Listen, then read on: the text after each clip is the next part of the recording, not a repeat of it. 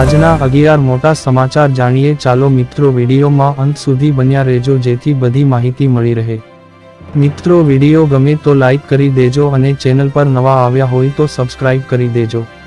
પ્રથમ સમાચાર, શ્રાવણમાં પડશે ગરમી અને ઠંડી।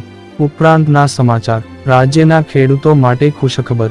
ઉપરાંતના સમાચાર, 18મો હપ્તો મોટું અપડેટ। ઉપરાંતના સમાચાર, મકાન બનાવવા મળશે સહાય। ઉપરાંતના સમાચાર, ચાંદીપુરા મોત ચેતજો। ઉપરાંતના સમાચાર, ખેડૂતોને મળશે 3 લાખની લોન। ઉપરાંતના સમાચાર, ખેડૂતો મોદીજી જાહેરાત। ઉપરાંતના સમાચાર, ગરીબોને મળશે 10,000 બેડ। ઉપરાંતના સમાચાર, વિધવા બહેનો જાહેરાત। ઉપરાંતના સમાચાર, ટીવી રેફ્રિજરેટર સસ્તામાં। ઉપરાંતના સમાચાર, ખેડૂતોની આવક કેટલી? આ બધા સમાચાર વિગતવાર જાણીએ ચાલો મિત્રો। પ્રથમ સમાચાર, શ્રાવણમાં પડશે ગરમી અને ઠંડી। રાજ્યમાં મેઘરાજા મનમૂકી વરસી રહ્યા છે, ત્યારે આજે રાજ્યના ઘણા વિસ્તારોમાં હવામાન વિભાગે કરેલી આગાહી પ્રમાણે ભારે વરસાદ ખાબક્યો છે। તો બીજી બાજુ હવામાન નિષ્ણાત અંબાલાલ પટેલે વરસાદને લઈ સણસણતી આગાહી કરી છે। તેઓએ જણાવ્યું કે નર્મદા અને તાપી નદીના જળસ્તરોમાં વધારો થશે। વધુમાં આગાહી કરી છે કે ગુજરાત અને રાજસ્થાનના કેટલાક ભાગોમાં વરસાદી મડેર જામશે। શ્રાવણમાં ગરમી પડી શકે છે, ત્યારબાદ ઠંડી પડશે। ઉપરાંતના સમાચાર, રાજ્યના ખેડૂતો માટે ખુશખબર। ગુજરાતની જીવાદોરી સરદાર સરોવર ડેમમાં પાણીની આવક વધી છે। હાલ પાણીની આવક 60%થી વધુ થતા ખેડૂતો માટે સારા સમાચાર છે। સરદાર સરોવર યોજનામાં હાલમાં 2,04,901 MCFT એટલે કે કુલ સંગ્રહ શક્તિના 61.33% જળસંગ્રહ નોંધાયો છે। જ્યારે આ સિવાય રાજ્યના અન્ય 206 જળાશયોમાં 3,25,927 MCFT એટલે કે કુલ સંગ્રહ શક્તિના 58.19% જેટલો જળસંગ્રહ નોંધાયો છે। ઉપરાંતના સમાચાર, 18મો હપ્તો મોટું અપડેટ। પીએમ કિસાન નિધિ 18મી કિસ્ત પ્રધાનમંત્રી કિસાન સન્માન નિધિના લાભાર્થીઓ માટે આ સમાચાર મહત્વપૂર્ણ છે, કારણ કે આ વખતે પણ આવા ખેડૂતોને 18મા હપ્તાનો લાભ નહીં મળે જેમણે સરકારના આદેશનું પાલન કર્યું નથી, કારણ કે તાજેતરમાં પીએમ મોદીએ વારાણસીની મુલાકાત દરમિયાન 17મો હપ્તો બહાર પાડ્યો હતો। લગભગ 2.5 કરોડ ખેડૂતો તેનાથી પણ વંચિત રહ્યા। હવે જ્યારે 18મા હપ્તા માટે લાભાર્થીઓની યાદી તૈયાર કરવામાં આવી રહી છે, ફરી એકવાર કૃષિ વિભાગે પાત્રતા ધરાવતા ખેડૂતોને તમામ દસ્તાવેજો ક્રમમાં મેળવવા જણાવ્યું છે।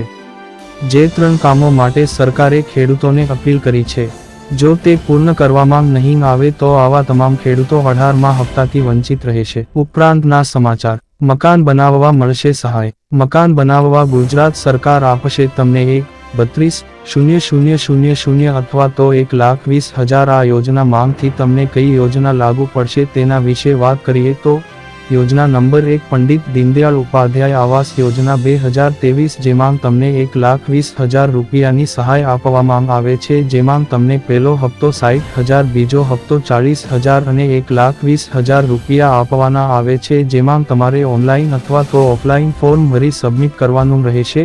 પહેલી 2 મહિનામાં તેમ કરેલી અરજી પાસ થઈ જશે, તેમ જે એકાઉન્ટ નંબર આપ્યો તેમાં હપ્તા મળવાનું શરૂ થઈ છે। ઉપરાંતના સમાચાર, ચાંદીપુરા મોત ચેતજો। રાજ્યમાં શંકાસ્પદ ચાંદીપુરા વાયરસના કેસોની સંખ્યા 100 ને પાર પહોંચી છે।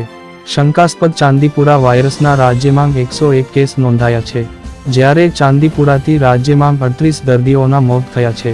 101 શંકાસ્પદ કેસોમાંથી 22 કેસ પોઝિટિવ આવ્યા છે।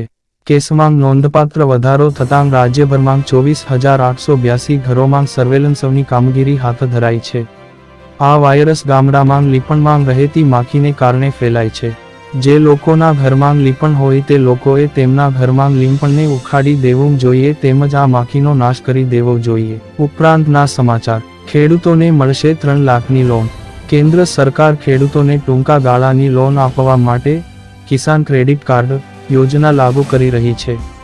ખેડૂતો સમયસર 7% વ્યાજ સાથે 3.3 લાખ સુધીની લોન મેળવી શકે છે। ખેડૂતોએ કોઈ પણ પ્રકારની સિક્યોરિટી ડિપોઝિટ કરવાની જરૂર નથી। જો તમે નિર્ધારિત સમયગાળામાં ચૂકવણી કરો છો તો તમને 3% વ્યાજમાં છૂટ મળશે। તે પ્રધાનમંત્રી ફસલ વીમા યોજના સાથે જોડાયેલું હતું। આ માટે સ્થાનિક બેંકોનો સંપર્ક કરી શકાય છે. ઉપરાંતના સમાચાર. ખેડૂતો મોદીજી જાહેરાત. વર્તમાન નાણાકીય વર્ષ દરમિયાન કિસાન ક્રેડિટ કાર્ડ KCC દ્વારા લેવામાં આવેલી કૃષિ અને સંલગ્ન પ્રવૃત્તિઓ માટે 3 લાખ સુધીની ટૂંકા ગાળાની લોન માટે વ્યાજ સબવેન્શન સ્કીમ ચાલુ રાખવાની મંજૂરી આપવામાં આવી છે. આ યોજના હેઠળ ખેડૂતોને 7% રાહત દરે લોન મળે છે. જે ખેડૂતો સમયસર લોનની ચૂકવણી કરે છે તેમને વાર્ષિક 3% વધારાની વ્યાજ સબવેન્શન આપવામાં આવે છે. ઉપરાંતના સમાચાર. ગરીબોને મળશે 10,000 ભેટ. ગુજરાતના દરેક ખેડૂતો, મજૂરો અને મધ્યમ વર્ગના પરિવારો માટે ગુજરાત સરકારે આપ્યા રાહતના સમાચાર. હવેથી જનધન યોજનામાં ખેડૂતો, મજૂરોને અને મધ્યમ વર્ગના પરિવારોને 10,000નો બેંક ઓવરડ્રાફ્ટ આપવામાં આવશે. જ્યારે આ 10,000 રૂપિયાની સહાય મેળવવા માટે જનધન બેંક એકાઉન્ટ હોવું ફરજિયાત છે. જ્યારે પહેલા આ યોજના હેઠળ 5,000 રૂપિયા સહાય આપવામાં આવતી હતી તે હવે વધારીને 10,000 રૂપિયા કરવામાં આવી. ઉપરાંતના સમાચાર. વિધવા બહેનો જાહેરાત. હાલના વડાપ્રધાન અને ગુજરાતના તત્કાલીન મુખ્યમંત્રી નરેન્દ્ર મોદીએ ગંગા સ્વરૂપા આર્થિક સહાય યોજના શરૂ કરી હતી. આ યોજના હેઠળ 18 વર્ષથી વધુ વય ધરાવતી વિધવા મહિલાઓને માસિક 3,250નું પેન્શન દર મહિને તેમના બેંક ખાતામાં જમા કરાવવામાં આવશે. રકમ 1 વર્ષ સુધી જે બાદ લાભાર્થીઓએ પુનઃલગ્ન કર્યા નથી તેવું પ્રમાણપત્ર રજૂ કરવાનું રહે છે. આ પ્રમાણપત્ર દર વર્ષે જુલાઈ મહિનામાં રજૂ કરવાનું હોય છે. 50 વર્ષથી વધુની વય ધરાવતા વિધવા માત બહેનોને આ પ્રમાણપત્ર લેવામાંથી મુક્તિ આપવાનો નિર્ણય કરવામાં આવ્યો છે. ઉપરાંતના સમાચાર. ટીવી, રેફ્રિજરેટર સસ્તાં. હવે લોકોને ટીવી, રેફ્રિજરેટર, મોબાઈલ ફોન ખરીદવા માટે વધારે પૈસા ખર્ચવાની જરૂર નથી. વાસ્તવમાં, નાણાં મંત્રાલયે GST હેઠળ આવરી લેવામાં આવતા ઘરેલું ઉત્પાદનો અને મોબાઈલ ફોન્સ માટે ટેક્સ દર ઘટાડવાનો નિર્ણય કર્યો છે. આ સાથે લોકોને મોબાઈલ, ટીવી અને ફ્રિજની ખરીદી કરીને મોંઘવારીમાંથી રાહત મળવાની છે. નવી પરોક્ષ કર પ્રણાલી તરીકે ને સોમવારે 7 વર્ષ પૂરા થયા. ઉપરાંતના સમાચાર. ખેડૂતોની આવક કેટલી? ખેડૂતોની આવક બમણી કરવાની વાતો વચ્ચે વાસ્તવિકતા અલગ છે. ખાસ કરીને ગુજરાતના ખેડૂતોની આવક ઘણી ઓછી છે. મેઘાલય, હરિયાણા જેવા રાજ્યો કરતાં ગુજરાતના ખેડૂતોની માસિક આવક ઓછી છે. કૃષિ મંત્રાલય લોકસભામાં આ વાતનો સ્વીકાર કર્યો છે. ગુજરાતના ખેડૂતો આવકની દ્રષ્ટિએ દેશમાં 11મા ક્રમે છે. ગુજરાતના ખેડૂતોની માસિક આવક 12,600 રૂપિયા છે.